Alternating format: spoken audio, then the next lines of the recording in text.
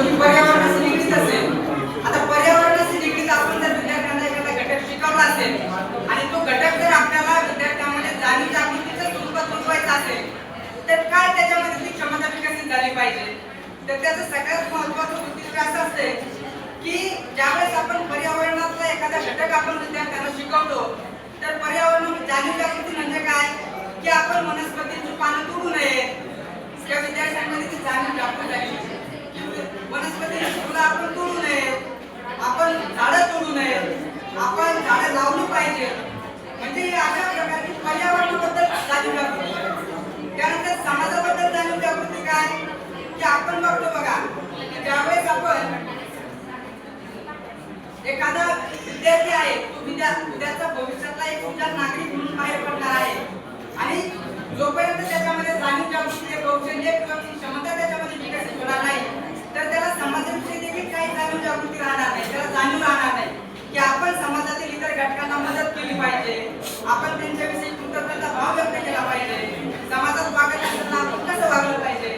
जोपर्यंत त्याच्यामध्ये जाणीव जागृती ही काही क्षमता आहे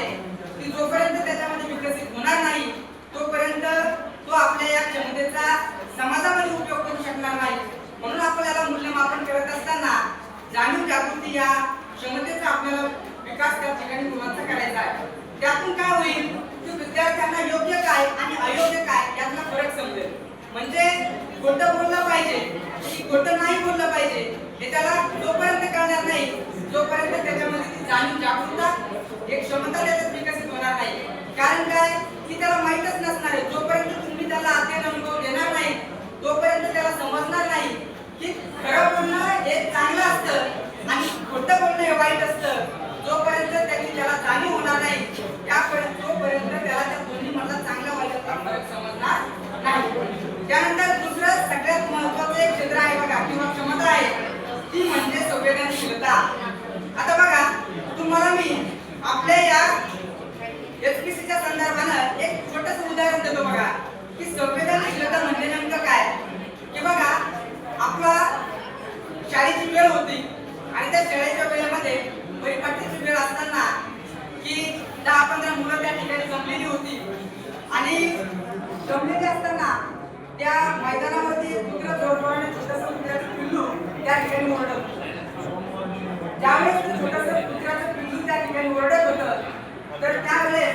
आजूबाजूला जमलेली जी काही विद्यार्थी आहेत सगळी त्या कुत्र्याच्या पिल्लामध्ये जमा झाली. आता जमा झाल्याच्या नंतर सगळी त्या पिल्लाला बघू लागली. त्यातलं पहिला जो विद्यार्थी आहे पहिला दुसरा विद्यार्थी एक विद्यार्थी की त्यांनी काय केलं की त्यामध्ये त्यांनी फक्त हळहळ व्यक्त केली किंवा ते फक्त बघत होते की हे कुत्र्याचं पिल्लू ओरडतंय आणि त्या कुत्र्याच्या पिल्लाच्या पायातून काय झालेली तर जखम झालेली आहे, त्याच्यातून रक्त येत आहे, परंतु त्याला काही संवेदना नव्हती. ते काही मुलं त्यातून फक्त बघत होते. दुसऱ्या 3-4 जी मुलं होती तर ते हळहळ व्यक्त करत होते अरे रे या पिल्लाला किती खूप लागलेलं आहे तर आता कसं करायचं काय करायचं. आणि तिसरी 2-4 मुलं आहेत की त्यांनी काय केलं की त्या कुत्र्याच्या पिल्लाला उचललं, त्याला घरी घेऊन गेले आणि घरी घेऊन गेल्याच्या नंतर त्या कुत्र्याच्या पिल्लाला त्याचं जे रक्त येत होतं त्या पायामधून त्या रक्ताला त्यांनी कापडानं फडक्यानं पुसून घेतलं. त्याच्यावर घरी जे असलेलं हळद असेल तर ती हळद त्यांनी त्या ठिकाणी काय केली त्या कुत्र्याच्या पिल्लाला लावली. यावरून आपल्याला लक्षात येईल की त्या विद्यार्थ्यांमध्ये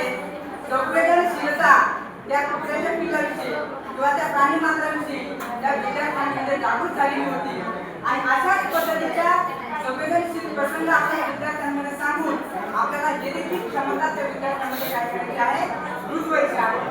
त्यानंतर दुसरी क्षमता बघा ही सर्जनशीलता. सर्जनशीलता ही अतिशय महत्त्वाची क्षमता आहे की आपल्याला ती विद्यार्थ्यांमध्ये रुजवायची आहे. त्यामध्ये विद्यार्थ्यांना काहीतरी नाविन्यपूर्ण कल्पना आपल्याला त्यांच्याकडून काढून घ्यायची आहे की त्यातून काय होईल की विद्यार्थ्यांच्या कल्पनेचा त्या ठिकाणी विकास होईल आणि काहीतरी नवीन निर्माण करायचं अशी क्षमता त्यांच्यामध्ये निर्माण होईल. काय होईल त्यामध्ये की कोणत्याही समस्येवर उपाय शोधणं त्यांना सोपं होईल. आता बघा की तुम्हाला माहित आहे की मागच्या वर्षी नीटची परीक्षा झाली आणि त्या नीटच्या परीक्षेमध्ये विद्यार्थ्यांना पहिल्या परीक्षेमध्ये खूप छान मार्क मिळाले, परंतु ज्यावेळेस दुसरी परीक्षा झाली तर त्यावेळेस काही विद्यार्थ्यांना कमी मार्क तर बघा की सर्जनशीलता किंवा चिकित्सक विचार त्याला म्हणायचं आहे ते मला तुम्हाला समजून सांगायचंय की दुसऱ्या वेळेस ते विद्यार्थ्यांना मार्क्स कमी मिळाले आणि आपल्या महाराष्ट्रामध्ये भारतामध्ये अशी प्रकरणं घडली की पहिल्यांदा मार्क्स जास्त येत होते परंतु दुसऱ्यांदा मात्र एक्झाम ज्यावेळेस झाली तेव्हा त्यांना मार्क्स कमी मिळाले आणि मार्क्स कमी मिळाले म्हणून त्या विद्यार्थ्यांनी काय केलं काय हा विषय खरं पाहिलं तर खूप गांभीर्याचा आणि खूप मनाला चटका लागून जाणार आहे परंतु मला तुम्हाला सांगायचं आहे की एखाद्या विद्यार्थ्यांनी आत्महत्या करावी इतकी ती परीक्षा अवघड आहे का किंवा जरी असली तरी त्या विद्यार्थ्यांनी असा विचार का नव्हता केला परीक्षा आहे आपलं जीवन नाही ती असा विचार त्यांनी केला नाही म्हणजे याचा अर्थ असा की त्या विद्यार्थ्यांमध्ये सर्जनशीलतेचा त्या ठिकाणी अभाव होता आणि जर त्याच्यामध्ये सर्जनशीलता किंवा चिकित्सक विचार करण्याची सवय त्या विद्यार्थ्याला असती तर त्यांनी त्या ठिकाणी विचार केला असता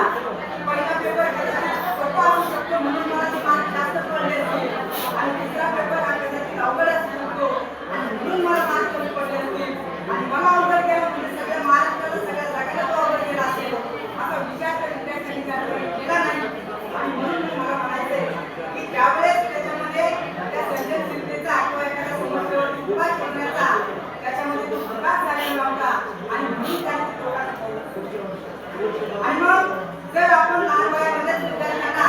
सर्जनशीलता असेल जाणीवजागृती असेल किंवा संवेदनशीलता असेल जर आपण विद्यार्थ्यांमध्ये शिकवायचा प्रयत्न केला तर निश्चितच त्या ठिकाणी त्या विद्यार्थ्यांचा सर्वांगीण विकास त्या ठिकाणी झाला नाही त्यानंतर